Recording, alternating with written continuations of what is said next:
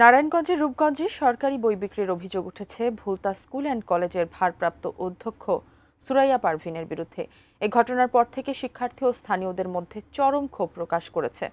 সরকারি বই বিক্রির জড়িতদের দ্রুত আইনের আওতায় এনে উপযুক্ত শাস্তির দাবি জানান স্থানীয়রা। নারায়ণগঞ্জের রূপগঞ্জ থেকে মোহাম্মদ পারভেজের পাঠানো তথ্যচিত্রে ডেস্ক রিপোর্ট।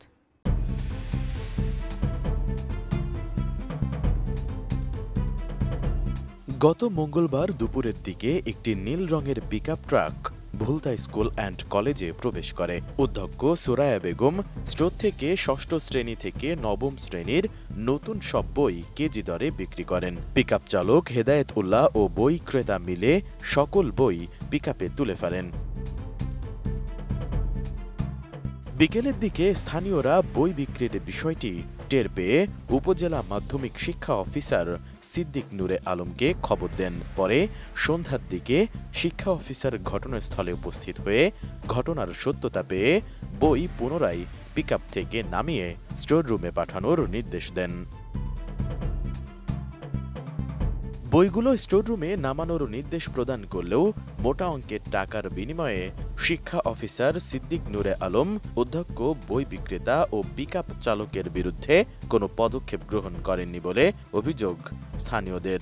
এদিকে বই বিক্রির ভিডিও সামাজিক যোগাযোগ মাধ্যমে ছড়িয়ে পড়লে এতে ব্যাপক সমালোচনার সৃষ্টি হয়। ডিজাইন, এলিগেন্স, বিউটি, সেরা পণ্য সবার জন্য জেভিকো।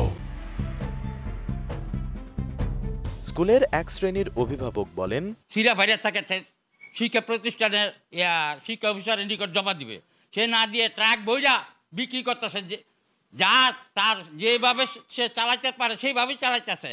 স্কুলে প্রশাসন 100 টাকা কেন চায় আমার কাছে? আমি তো কোথাও দেখিনি 100 টাকা ওরে দিতে। এদিকে সরকারি বই বিক্রির অভিযোগটি অস্বীকার করেন ভুলতা স্কুল অ্যান্ড কলেজের ভারপ্রাপ্ত অধ্যক্ষ।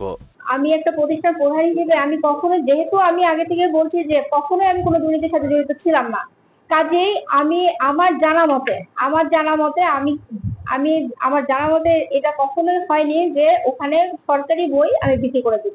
স্থানীয়দের খবরে ঘটনাস্থলে পৌঁছে বিক্রিত সরকারি বই উদ্ধার করে এবং বই বিক্রির অভিযোগে অধ্যক্ষকে শোকজ করা হবে বলে জানান উপজেলা মাধ্যমিক শিক্ষা অফিসার সিদ্দিক নূরে আলম।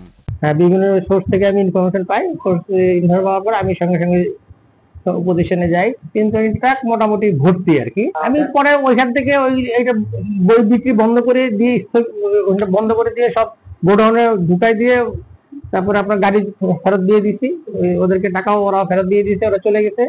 এবার আমি আসে ইউনো মহোদয়ের সঙ্গে আলাপ করছি। ইউনো মহোদয় আমাকে প্রতিবেদন দিতে, রাইট আপ দিতে বলছে। আমি ওইটা রাইট আপ আজকে লিখতেছি। আর আমি আমাদের বিভাগ থেকে ওই যিনি আছেন মানে ভারপ্রাপ্ত প্রিন্সিপাল, ওনাকে আমরা শোকজ করতেছি। Desk report, ATN news.